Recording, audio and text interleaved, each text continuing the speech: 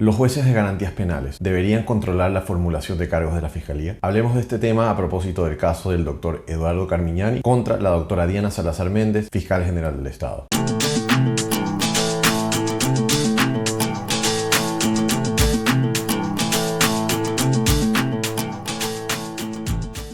El 3 de marzo, la fiscal general del Estado formuló cargos a varias personas por el delito de cohecho, en el caso conocido como Sinohydro.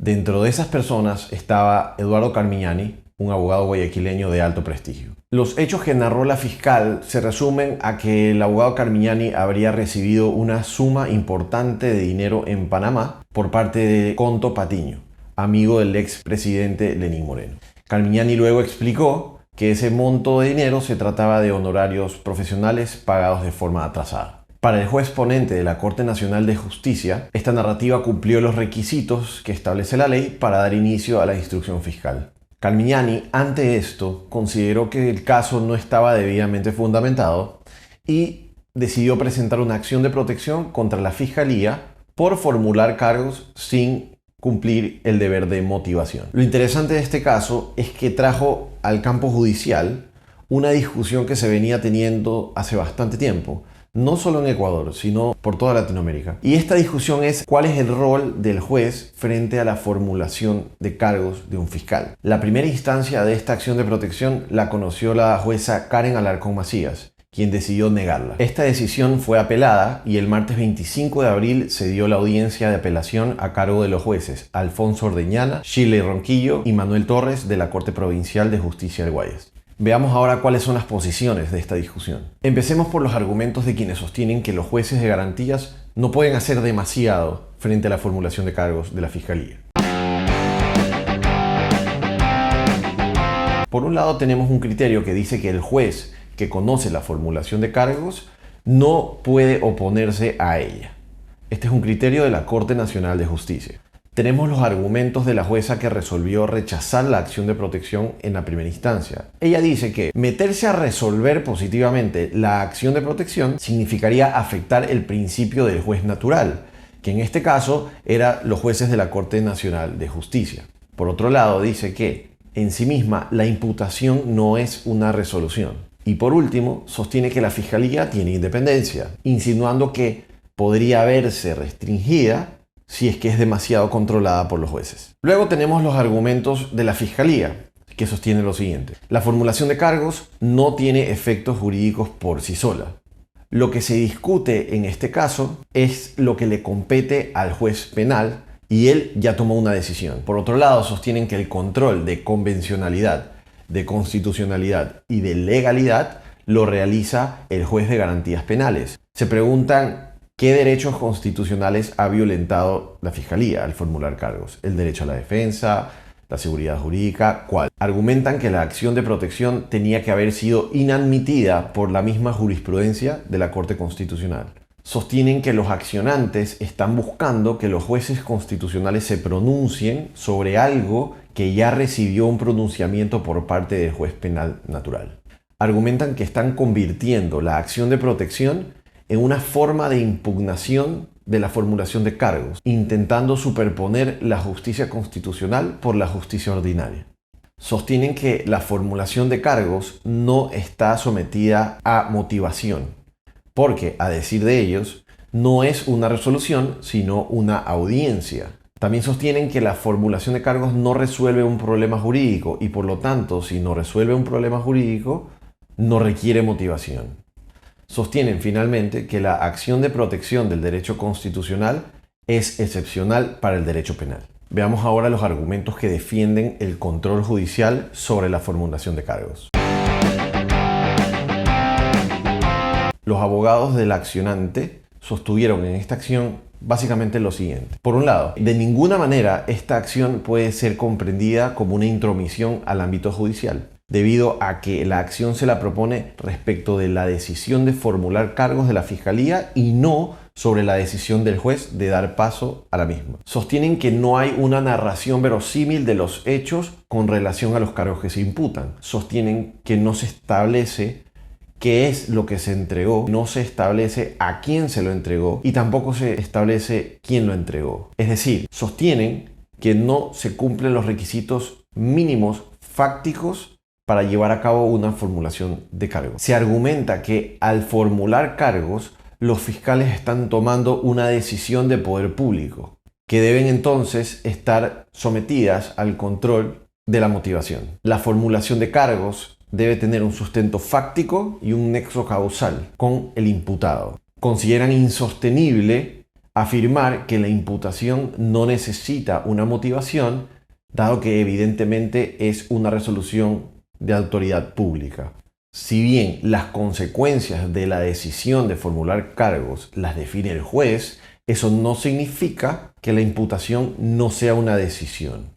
Argumentan que la Constitución establece que no hay motivación si no hay una descripción de los hechos y pertinencia de las normas y su aplicación a esos hechos. Por lo tanto, imputar sin motivo sería contrariar la Constitución. Argumentan que la Ley Orgánica de Garantías Jurisdiccionales y Control Constitucional establece que al interpretar, aplicar y crear el derecho se debe buscar la aplicación y optimización de los principios constitucionales, un mandato de optimización. Las autoridades judiciales ecuatorianas están obligadas a aplicar directamente la Convención Americana de Derechos Humanos, tratados internacionales de derechos humanos y la Constitución.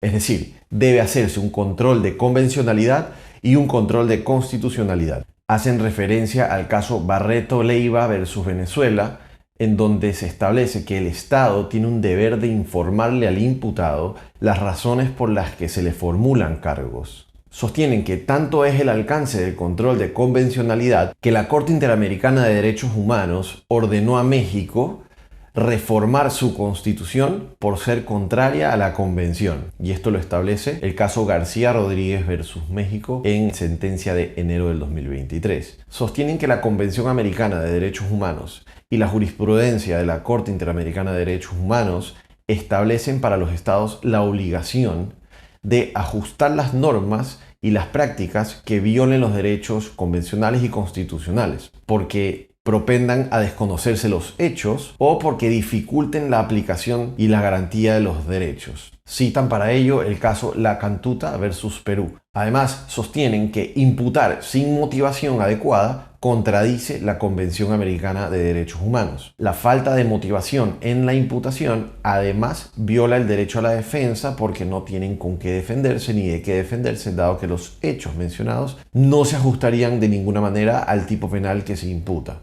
Sostienen que formular cargos sí es una resolución por cuanto se ha decidido imputar y hacen referencia a que existen distintos tipos de actos procesales. Sostienen que aferrarse a la justicia ordinaria para obstaculizar la justicia constitucional es un asunto superado.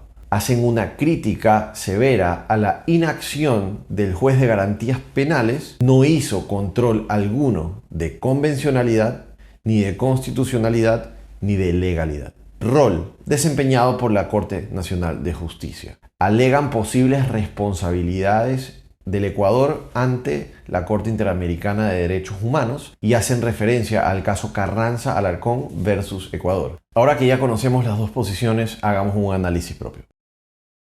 Para efectos del análisis, partamos del inicio. Preguntémonos por qué un fiscal puede hacer cosas que el resto de personas no pueden hacer. Introducción a lo que llamaremos las normas constitutivas que confieren un poder, o norma primaria.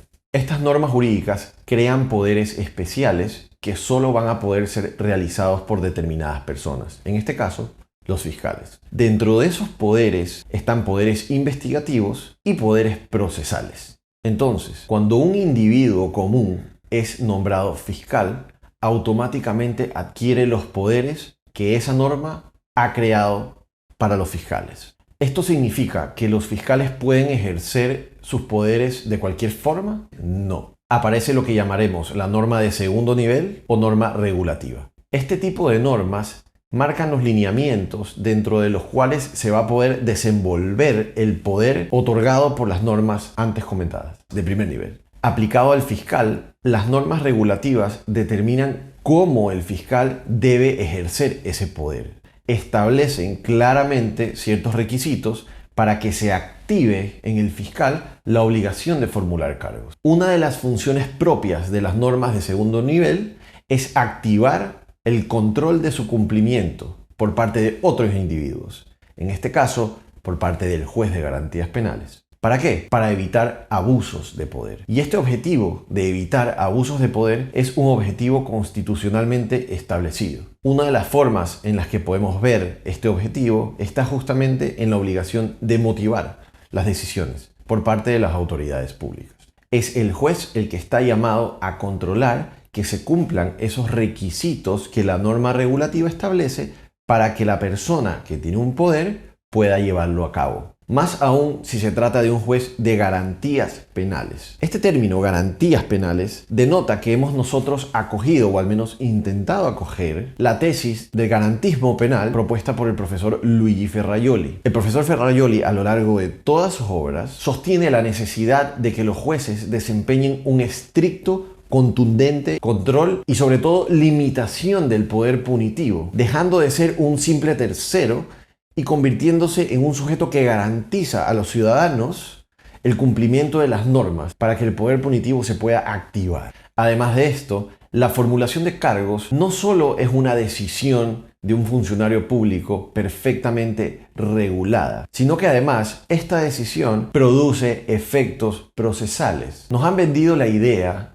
de que la formulación de cargos es un simple acto de comunicación. ¿Por qué? Porque la Fiscalía es la titular de la acción penal. Visto así, la formulación de cargos sería nada más que un acto de parte. Entonces los jueces de garantías penales serían unos simples constatadores de lo que está ocurriendo en la audiencia. Hemos olvidado por completo la distinción entre acto procesal y acto de parte. Al momento en que el fiscal formula cargos, comunica los hechos y comunica la norma jurídica que va a utilizar, en este caso el tipo penal, está surgiendo un acto procesal. Y los actos procesales sí se controlan por parte del juez. De hecho, para que el acto procesal sea válido, debe cumplir ciertos requisitos, que tenga componentes fácticos y que tenga componentes jurídicos. Dentro de los componentes fácticos y normativos, debe poder explicarse por qué esos hechos trascienden a la órbita de la tipicidad penal. Al ser un acto procesal, se somete inmediatamente a las competencias de un juez, es decir, una segunda razón para controlarlo, tal como cuando te mandan a completar una demanda en el fuero civil o como cuando te niegan un pedido de providencias preventivas.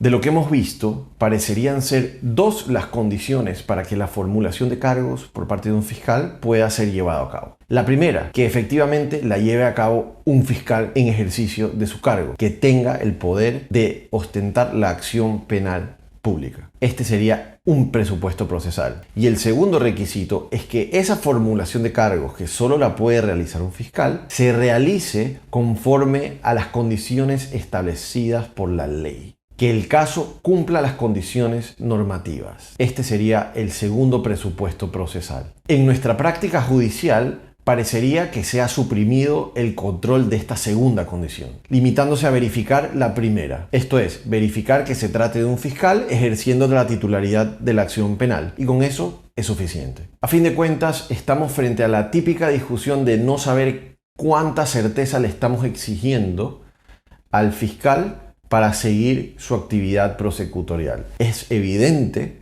que lo que se está tratando de hacer en este punto es solicitarle al fiscal que tenga un mínimo grado de verosimilitud al momento de formular cargos. Esto es lo que otros países han denominado el estándar de inferencia razonable o el estándar de sospecha razonable. Es decir, que al momento de formular cargos, la Fiscalía pueda traer un caso que cumpla los presupuestos mínimos del tipo penal. Un sospechoso que es el sujeto activo, un sospechoso de quién es el sujeto pasivo, una sospecha de cuál es el objeto material del delito, elementos en cuanto a las circunstancias fácticas, temporales, espaciales. Es decir, tiene que haber algún sospechoso de algo que se hizo de una determinada manera. Esto con la intención de no poder formular cargos con base a hechos que no son típicos. Entonces, de lo que hemos visto, existen las siguientes razones para que el juez de garantías penales controle la formulación de cargos de la Fiscalía. Primero, la formulación de cargos